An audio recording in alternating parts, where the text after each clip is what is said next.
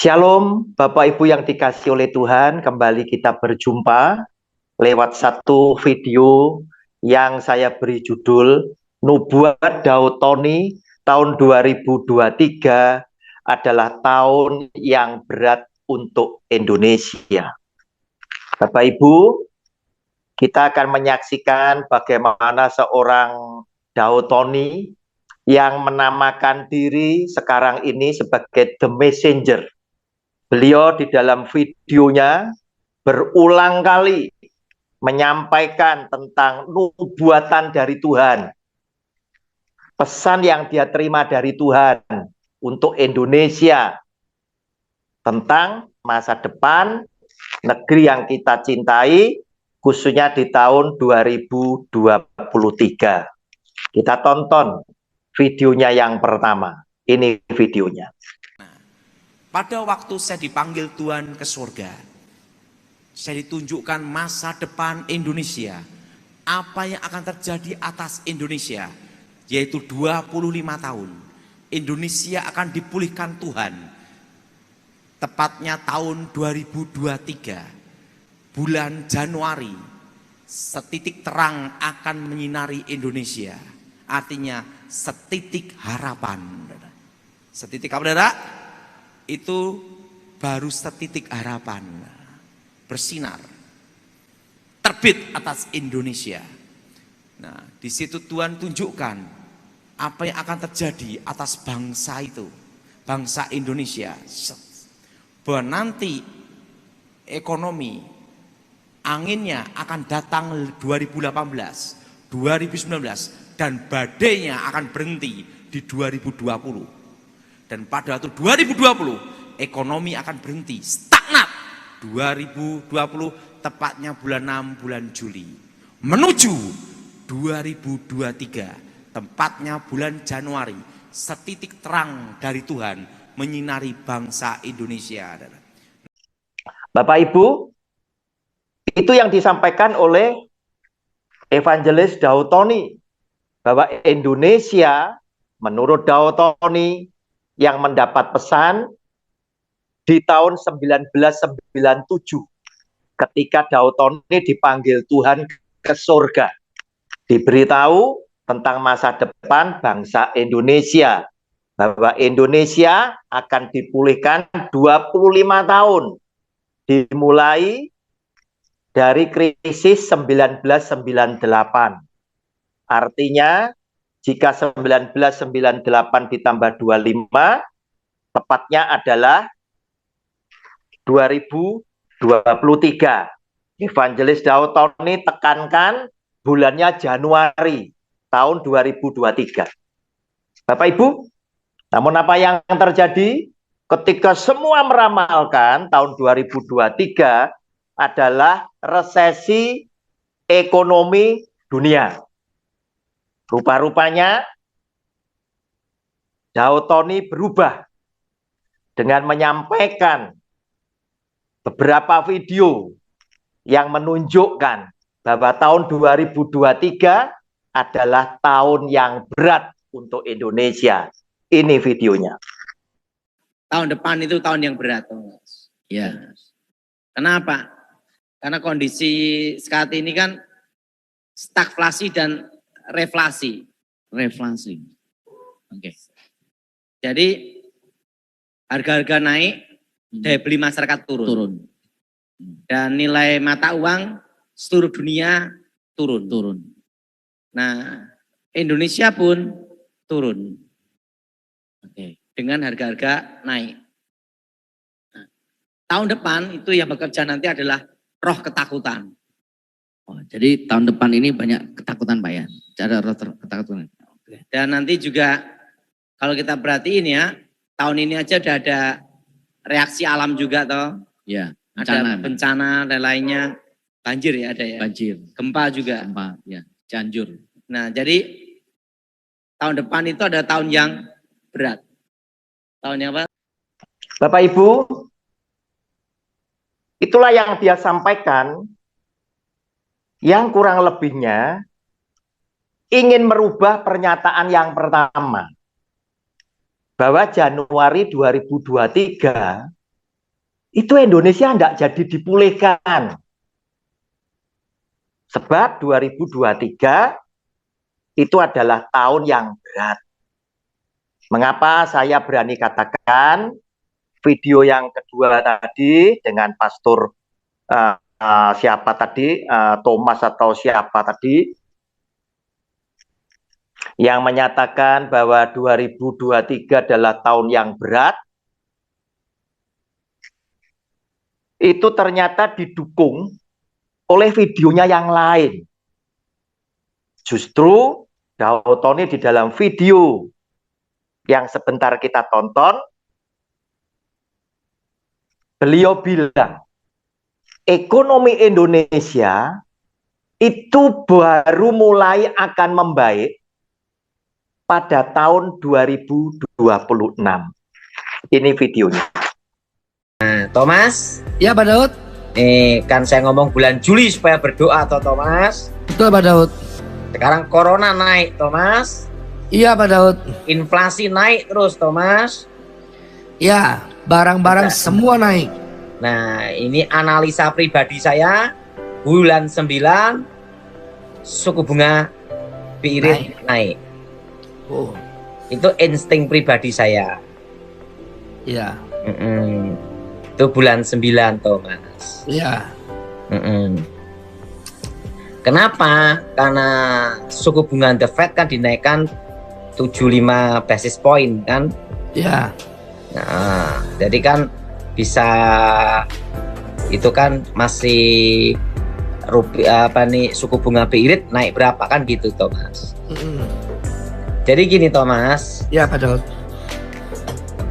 Pada waktu resesi ekonomi. Jadi resesi ekonominya ini bukan tahun ini Thomas. Oh bukan ya, tahun depan Ini, Pak Daud, ini ya? baru permulaan. Baru permulaan. The beginning. The beginning. Baru permulaan. The beginning. Apa Thomas? Baru permulaan Pak Daud. The beginning. Apa Thomas? The beginning. Baru awal dari permulaan. Nah, tahun depan kita masuk resesi ekonominya Thomas. Tahun depan baru permulaan. Masuk resesi ekonomi Thomas. Wah, Pak Daud baru mulai aja sudah begini rasanya, apalagi masuk Pak Daud. Ini analisa saya Thomas. Ya, analisa Pak Daud. Ini analisa ya Thomas ya. Ya. Tahun depan kita masuk resesi ekonomi karena ada namanya itu tahun politik juga Thomas. Oh. Jadi masuk tahun resesi plus ada tahun politik Pak Daud ya. Suasana pilpres Thomas. Ya.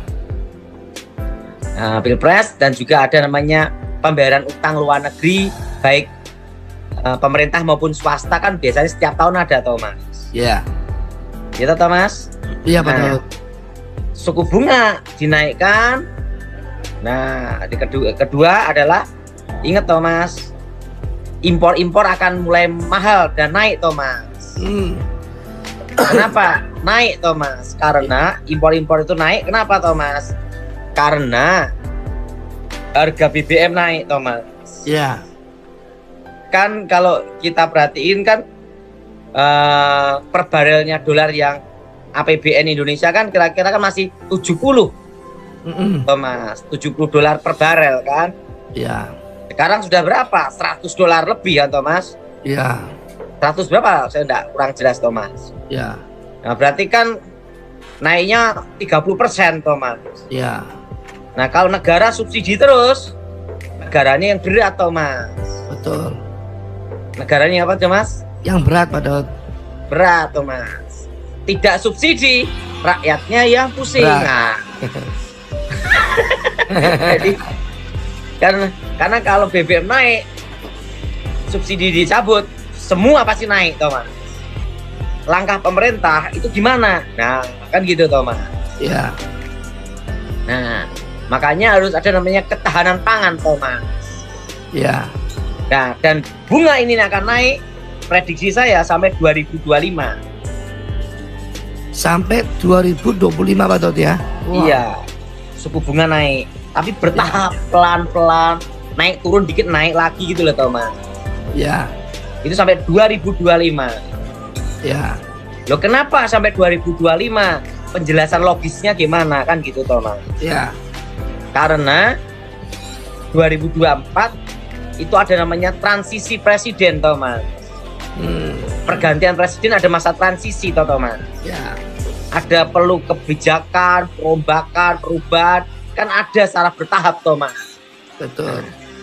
Nah di situ mempengaruhi sekali baik politik maupun strategis untuk bidang ekonomi Thomas. Ya, Nah itu nanti ada di 2025. Nah dan 2026 mulai ekonomi bertahap untuk menuju perbaikan. Dan 2026 mulai ekonomi bertahap untuk menuju perbaikan.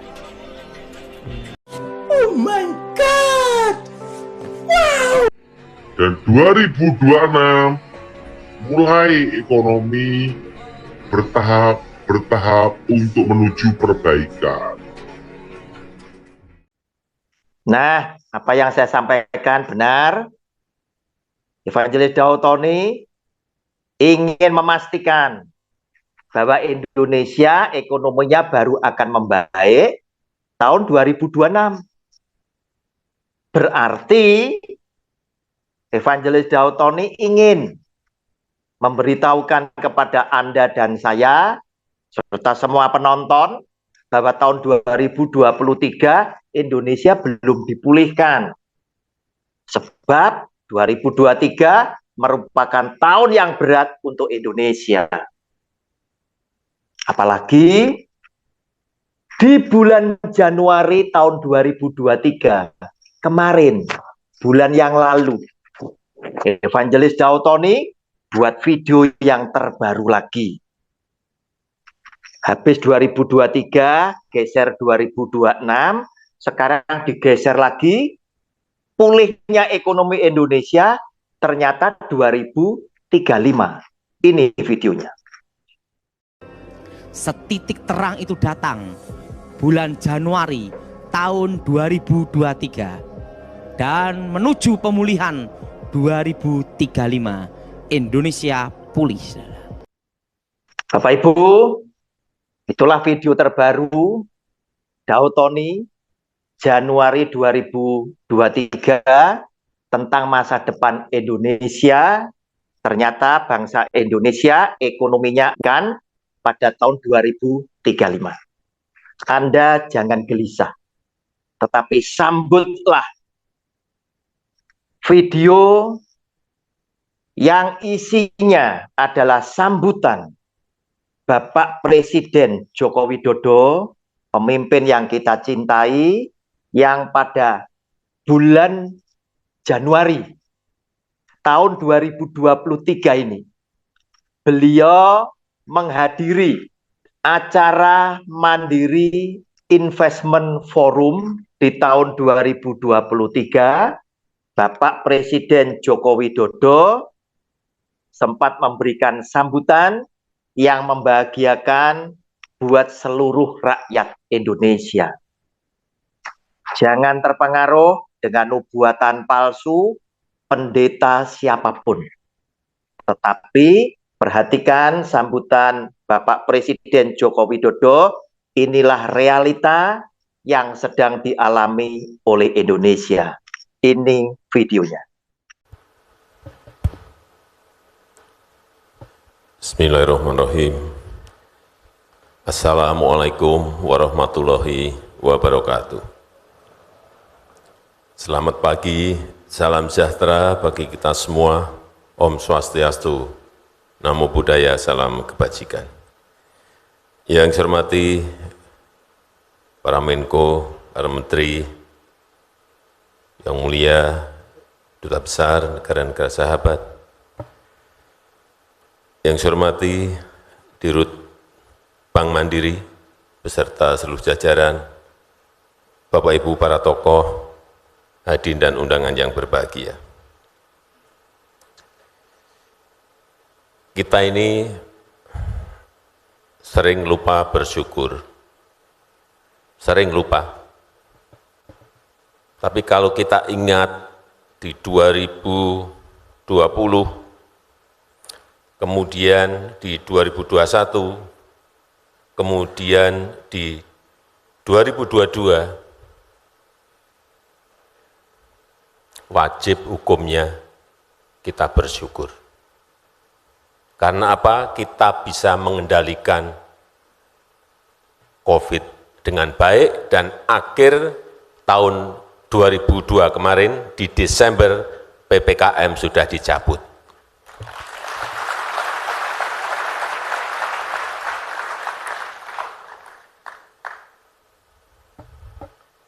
Bukan hal yang gampang. Saat awal-awal, dunia nggak pernah ada yang memiliki pengalaman terkena pandemi seperti ini, negara-negara selain kita.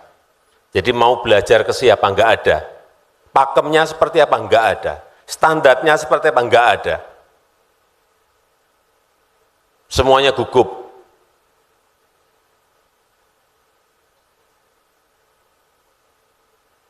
Turbulensi, ekonomi datang dan growth kita jatuh tersungkur. Bagaimana mengendalikan kesehatan dan ekonomi, pandemi versus ekonomi, bukan hal yang mudah. Ngurusi pandemi saja, nggak pernah tidur kita. Tanya ini tokoh-tokohnya ada di sini semua, Pak Erlangga, Pak Luhut, Pak Erik. Untungnya nggak sampai kurus badannya. Kita bingung mencari yang namanya masker saja, kemana kita cari? Kalau jumlah 1-2 mungkin masih bisa. Tapi kalau sudah ratusan juta, kemana kita cari? APD. Awal-awal kita bingung, di mana cari APD? Semua rumah sakit membutuhkan APD, di mana? Ketemu. Bingung pada saat puncak delta, kita bingung mencari oksigen. Semua negara pegang, nggak mau ngelepas yang namanya oksigen. Ventilator, barang-barang yang dulu nggak pernah kita ngerti, menjadi ngerti, oh ventilator itu. Dan yang paling sulit adalah vaksin. Semua negara ingin mendapatkan vaksin yang pertama. Kalau vaksin hanya 1 juta, 2 juta mudah. Tapi negara kita ini negara besar, 280 juta orang yang tersebar di 17.000 pulau, bukan hal yang mudah. Dan sampai hari ini kita telah mensuntikkan 450 juta 51.000 vaksin kepada masyarakat. Jumlah yang termasuk 5 besar dunia kita ini. Bayangkan Bapak Ibu, kita harus menyuntik masyarakat kita di atas gunung, harus nyebrang sungai untuk menyuntikkan masyarakat-masyarakat di pulau-pulau terluar. Tapi menyuntik 450 juta itu bukan barang yang mudah. Oleh sebab itu, kembali lagi kita memang harus bersyukur. Pandeminya bisa kita kendalikan tanpa lockdown. Itu dulu kalau kita survei satu ruangan ini saat awal-awal pandemi, pasti 90% minta lockdown semuanya. Utamanya yang menengah atas, itu mintanya pasti lockdown. Menteri juga sama, 80% lockdown Pak, Presiden lockdown Pak. Tapi kita ini kan ngitung yang juga yang masyarakat kita, yang lain. Begitu kita lockdown, hitungan saya saat itu, nggak ada 3 minggu, kita pasti sudah rusuh. Karena tabungan mereka, stok mereka, bahan makanan mereka nggak akan bisa lebih dari itu.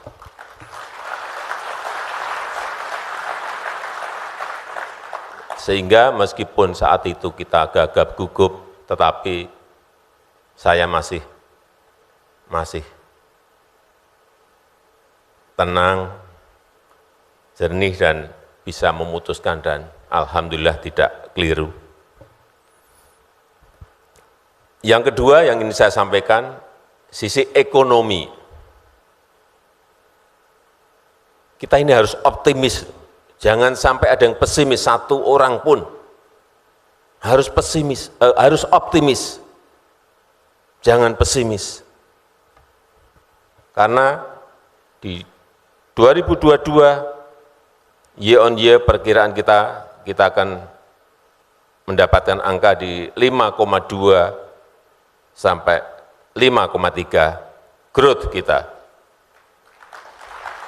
Dan inflasi masih terkendali di angka 5,5%. Purchasing Managers Index juga berada di angka yang ekspansif, 50,9. Nah, kalau melihat angka-angka seperti ini, kita tidak optimis, keliru. Tapi memang harus tetap hati-hati dan waspada. Hati-hati dan waspada. Tetap. Tadi pagi saya mendapatkan informasi bahwa tekanan global, tekanan ekonomi global terhadap ekonomi kita ini sudah agak mereda. Apa yang dulu kita bayang-bayangkan, kita takutkan, itu ternyata banyak yang tidak terjadi. Ini patut kita syukuri. Dan yang paling penting juga dari sisi perbankan, kredit tumbuh 11,3% di tahun 2022, 11,3%. Dana pihak ketiga DPK tumbuh 9%. NPL gross di angka 2,4. Ini juga patut kita syukuri. Tadi saya masuk, saya tanya ke Pak Dirut Mandiri, kredit tumbuh berapa di tahun 2022? 14,9. 14,9 masih bisa tumbuh. Dan laba di angka 41 triliun.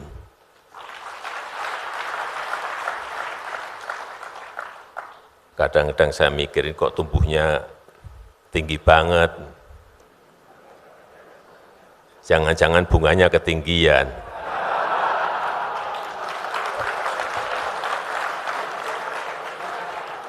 Tapi apapun, harus kita apresiasi Bank Mandiri yang bisa menyalurkan kredit tumbuh sebesar 14,9 dan keuntungan perusahaan di angka 41 triliun rupiah. Kemudian investasi di 2022 kita masih bisa mencapai target, yaitu di atas 1.200 triliun, tepatnya di 1.207 triliun rupiah. Kemudian pertumbuhan itu 53%, yang saya senang 53% itu ada di luar Jawa, 47% ada di Jawa. Artinya kita ini sudah tidak Jawa sentris lagi, tapi Indonesia sentris. Di Sulawesi, baik di Maluku Utara, baik di Sumatera, tumbuh 53%. Di luar Jawa dan di Jawa 47%. Ini sangat baik, karena hampir semua negara sekarang ini rebutan yang namanya investasi.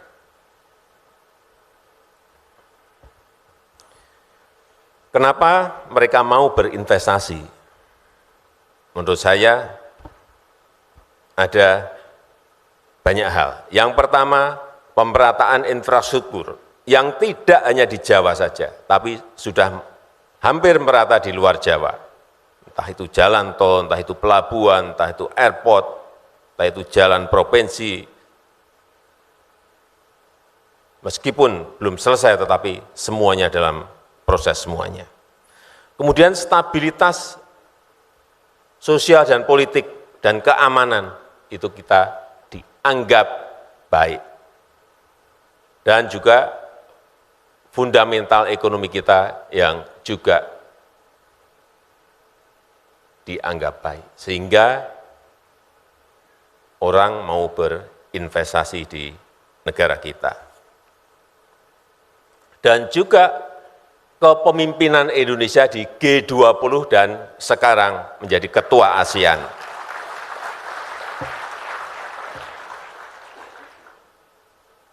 Dan kontribusi besar dalam pertumbuhan ekonomi kita memang masih di konsumsi. Dan yang kedua di investasi. Oleh sebab itu, investasi ini betul-betul harus kita jaga. Baik investasi yang dalam ukuran kecil, di UKM-UKM kita, maupun yang gede di korporasi-korporasi yang masuk ke Indonesia. Saya ingin mengulang lagi bahwa yang namanya hilirisasi itu menjadi kunci. Konsistensi kita di dalam industrialisasi, hilirisasi menjadi kunci. Jangan kita hanya senang karena keberhasilan di nikel. Ya, nikel memang menjadi sebuah contoh. Dari yang dulu waktu kita ekspor mentahan 1,1 billion US dollar, saat masih mengekspor mentah, di 2022 perkiraan saya sudah di angka berapa Pak Luhut? 30? Kira-kira 30 sampai 33 billion US dollar. Bayangkan dari kira-kira 17 triliun kemudian melompat menjadi 450 triliun rupiah. Betapa nilai tambah itu sangat besar sekali. Sehingga sekali lagi saya sampaikan pada para menteri setiap rapat, jangan tengok kanan kiri, lurus terus hilirisasi. Digugat di WTO terus, kalah tetap terus.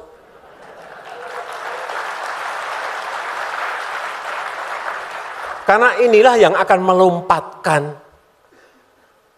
negara berkembang menjadi negara maju bagi negara kita. Jangan berpikir negara kita akan menjadi negara maju kalau kita takut menghilirkan bahan-bahan mentah yang ada di negara kita.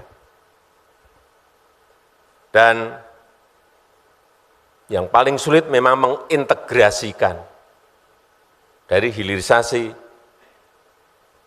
komoditas-komoditas yang kita miliki. Proyeksi dampak hilirisasi minerba dan migas itu akan menambah PDB kita sebesar 699 US dollar. Dan lapangan kerja yang akan terbuka itu di angka 8,8 juta. Ini sebuah dampak yang sangat besar sekali. Membuka lapangan kerja yang sebesar-besarnya. Jangan sampai ini nikel sudah stop. Saya sudah sampaikan lagi, boksit di Desember kemarin, boksit stop, bulan Juni. Nanti sebentar lagi mau saya umumkan lagi, tembaga stop. Tahun ini, stop. Karena saya cek kemarin smelternya Freeport dan smelter yang ada di NTB sudah lebih dari 50% jadi. Freeport itu sudah 51%. Jadi berani kita stop. Dan supaya ingat, Freeport itu sudah mayoritas milik kita. Jadi jangan terbayang-bayang, jangan terbayang-bayang lagi Freeport itu masih miliknya Amerika. Sudah mayoritas kita miliki. Boksit. Kenapa kita harus nikel sudah, boksit kenapa harus kita stop? Saya berikan contoh saja. Indonesia ini ekspor bahan mentah boksit, ekspor ornya itu kita nomor 3 di dunia, mentahan yang kita ekspor. Tapi ekspor aluminium kita nomor 33. Mentahnya nomor 3 kok. Barang setengah jadi, barang jadinya nomor 33. Apalagi ekspor panel surya, itu kita nomor 31. Padahal bahannya ada di sini. Dan kalau kita kerjakan yang namanya panel surya, itu nilai tambahnya sampai 194 kali. Perkaliannya coba. Nikel tadi sudah 30 kali. Yang ini bisa 194 kali. Kenapa berpuluh-puluh tahun tidak kita lakukan? Apa yang salah dari kita? Kita terlalu nyaman dengan ekspor mentahan. Karena memang paling cepat dapat duitnya dan tidak pusing pikirannya. Udah, gali, kirim, gali, kirim. Nikel juga sama, gali, kirim, nggak mau mikir kita. Memang mengindustrikan tuh pusing kita memang. Tapi nilai tambah tadi 194. RRT China ekspor ornya itu nomor 18. Tapi ekspor panel suryanya nomor 1 di dunia. Terus barangnya ini dari mana ini? Bahan mentahnya dari mana ini? 80% lebih dari kita. Hati-hati, nanti boksit setelah kita stop ini, saya tengok-tengok, oh belum ada yang gugat.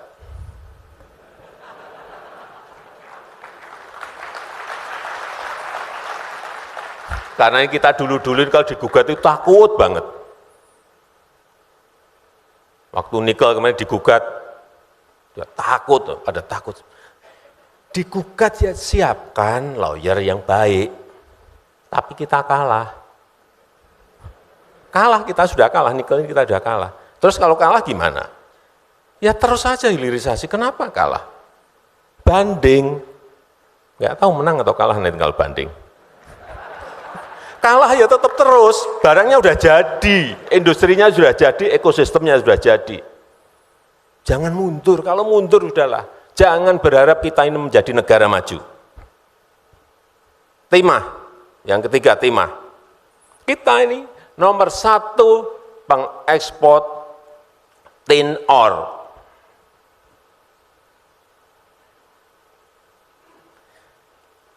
Cadangan kita nomor 2 di dunia. RRT itu importir nomor 1 untuk bahan mentah timah. Kalau kita ini buat yang namanya komponen PCB, ini nilai tambahnya bisa 69 kali. Kenapa enggak kita buat? Kenapa kita ekspor? Dan yang dapat negara lain lagi. Hati-hati, kita harus konsisten mengenai ini. Meskipun nanti diulang lagi, digugat lagi, enggak apa-apa. Jangan mundur. Saya mau juga titip kepada Bapak Ibu sekalian agar ini dikawal. Bank-bank itu ngawal ini. Caranya, kalau ada orang yang mengajukan kredit untuk bikin smelter, diberi.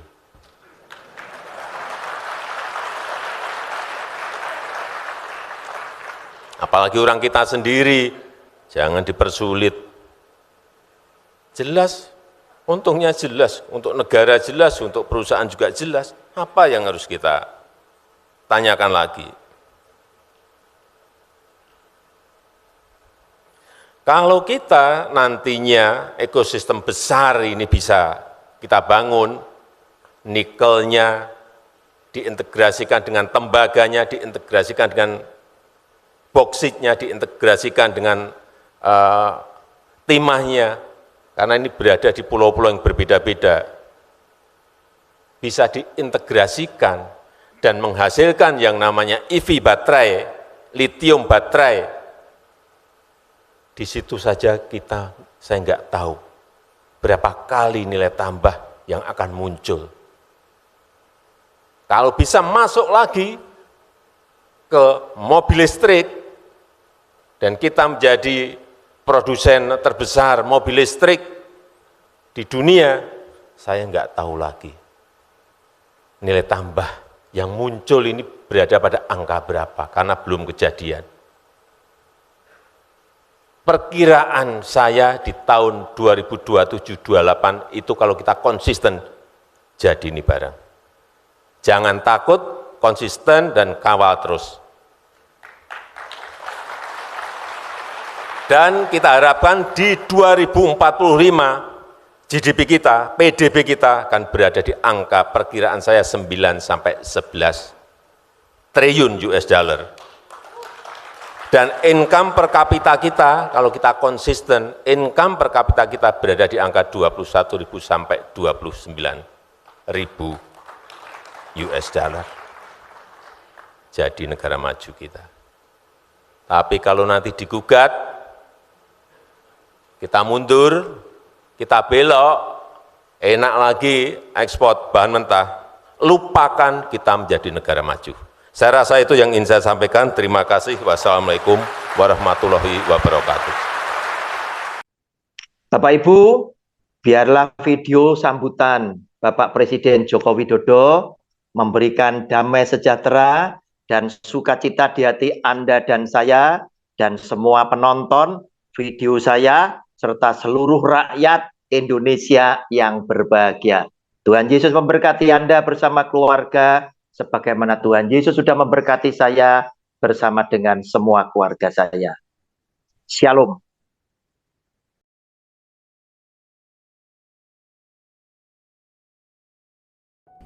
Shalom kepada semua penonton video saya. Jika Anda merasa terberkati dengan video saya, jangan lupa bantu like dan share ke semua saudara-saudaramu. Saya sedang berjuang bersama Anda menegakkan kebenaran firman Tuhan di zaman yang semakin jahat ini. Terima kasih banyak atas dukungan dan empatinya kepada saya. Selamat berjuang dan melayani Tuhan kita, Yesus Kristus. Salam damai buat semua keluarga dari saya, Evangelis Roni Suwono.